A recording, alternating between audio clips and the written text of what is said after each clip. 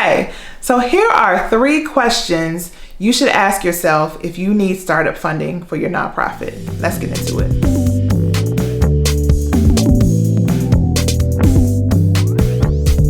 Hey y'all, Tiffany with Boss on a Budget. I help new and small nonprofits get up and running. I share videos every week about starting a nonprofit and how to raise money for new nonprofits. You should be subscribed to this channel because yes, I am still dropping videos every single week.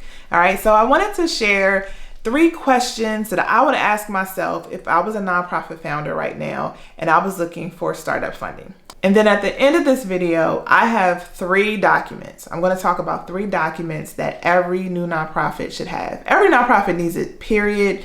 But I speak specifically to new nonprofits, so I'm just going to act like I'm just talking to y'all. But 3 documents in particular that everyone should have. They're basic documents that you should absolutely start with, okay? So the first question I would ask myself is, how much do I need? It seems like a simple question, but it's not, because a lot of people who come to me asking how to raise money, when I ask them, oh, how much money do you need? I get a pause, they're not sure. And then my next question is often, okay, do you have a budget? Have you put together a budget? And overwhelmingly, the answer is no. So if I was looking for startup funding, I would first figure out how much I need and what I need it for. Because inevitably, when you're asking other people to support you, they're going to ask that question. And put yourself in their shoes. If someone came to you with a new idea asking you to give money, your question is what you need it for. That's anything, right? What you use my money for. So you need to be prepared for that. So you need to do the background work, do the pre-work to understand what you actually need. And the reason why this is so important, because you don't want to shortchange yourself. And this is the other side of this, right? So one part of it is you just need to know what your goal is, like how much are you trying to raise? But you also need to make sure that you're giving yourself adequate resources to do the work well. You don't want to just get by just to get by. You don't want to guesstimate and just say, oh, maybe $5,000 will do for what we're trying to do. No, actually write it down. Say to yourself, what are the activities that we're going to do this year? What does it cost in terms of staffing for us to do it well? What kind of administrative costs do we need to cover to make sure we're straight? Do we need insurance? Do we need to run payroll? Do we need, other accounting or other professional fees that you may not have thought about if you didn't sit down and actually chart this out? What are some of the fundraising and marketing costs that are associated with doing this work, right? You need to think about all of those things so you can create an accurate budget. Now, I actually did do a budget video, so I'm linking that above, where I shared some tips for how to create your first budget if you're a new nonprofit, but I also did a very detailed masterclass, right? So I recorded over 2 hours with me going through how to create a budget from scratch, right? And I actually have 2 templates that are included with the masterclass replay. So if you're interested in that and you need help with your budget, make sure you look at the link in the description box below so you can grab it. So to recap, first ask yourself, how much do I need? And to get to that question, you need to create your budget. The second question I would ask myself is, can I explain the impact of my funding to someone else?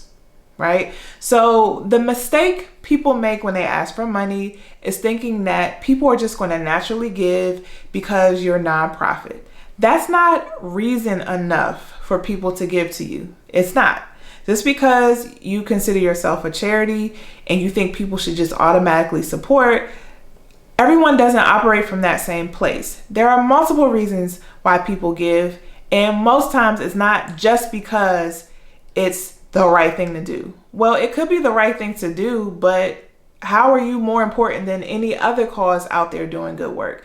There are people doing work in animal welfare. There are people doing work in child welfare, like child abuse and neglect. There are people doing work in the environment. There are people doing work for voting rights. So a donor has the potential to give to all of that, right? So any gift to those causes is the right thing. So why would your organization have priority over anything else, right? So you got to be able to articulate to someone who you're going to ask for money, what's the impact of their dollar going to do?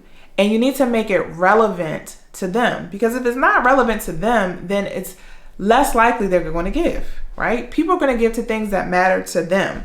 Most times when people give, it's because it helps them. It makes them feel better. They're rarely thinking about how it helps you. You know, that may be some residual stuff. Like they may feel good about it later. Oh yeah, and I helped a nonprofit. But they're looking to satisfy themselves. So you got to ask yourself, how am I communicating that there is going to be an impact from this donation? And how am I communicating in a way that matters to the people who I'm trying to get to give? Right? So for example, for me, and I've used this example before, I work in the child abuse neglect space, right? I work in issues in foster care, kinship care. If you're in child welfare, you know what that is. And those issues mean a lot to me. Older youth in foster care who age out, that stuff means a lot to me because I've been working in this field almost 15 years, right? So the way to get to me, something that's compelling to me, is if you start talking about helping young people in foster care get on their feet, or helping parents get the services they need so they can get their kids back, or helping a grandmother who's caring for her grandkids while her daughter is struggling with whatever she's struggling with. Like you telling me those stories and you communicating to me that you get the impact of dealing with the child welfare system, what that means for families, and the fact that my money will help them navigate that.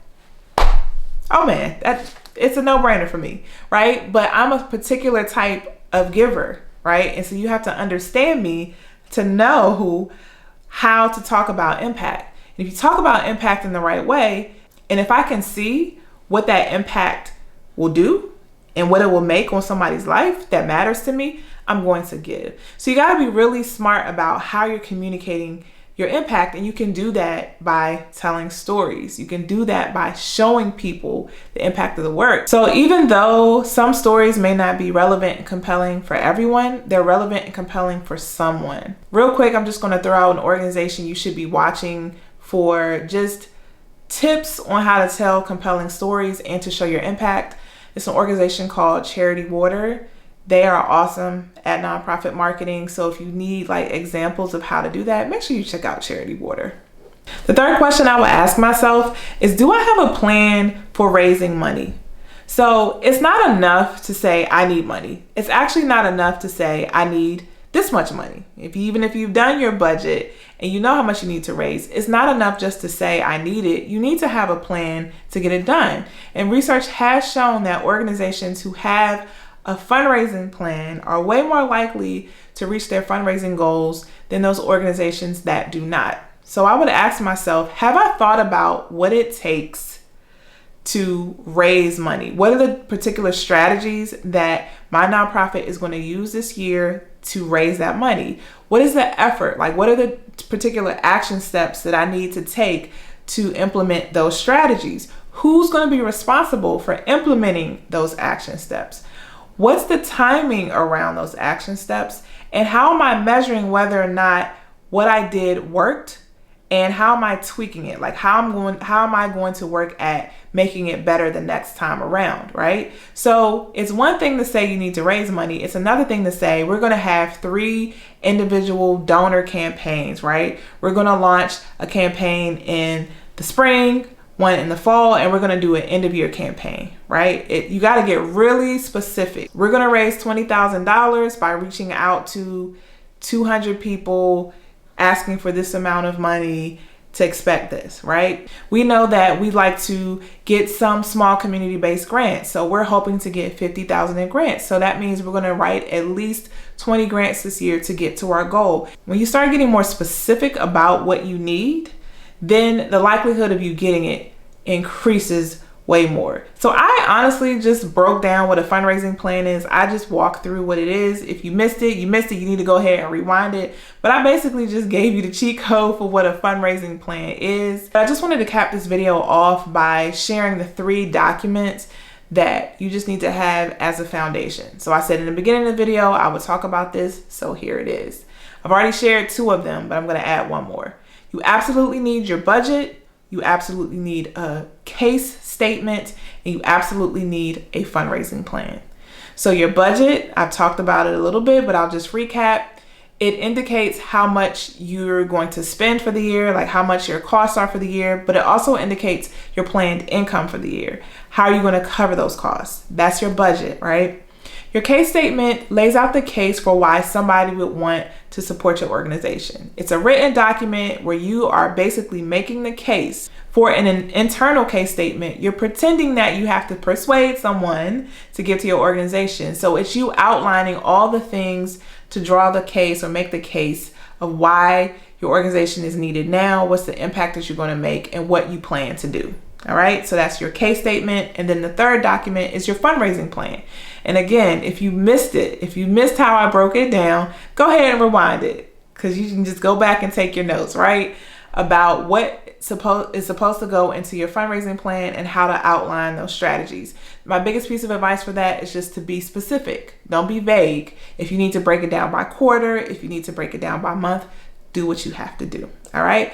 So I hope that was helpful for you all. So don't forget to check out the description box, because I always drop goodies. I have some paid products, but I also have some freebies in the description box below. So don't forget to check that out. If you need help or you need more information about starting a nonprofit, make sure you visit me at www.bossonabudget.com, and I'll see you in the next video.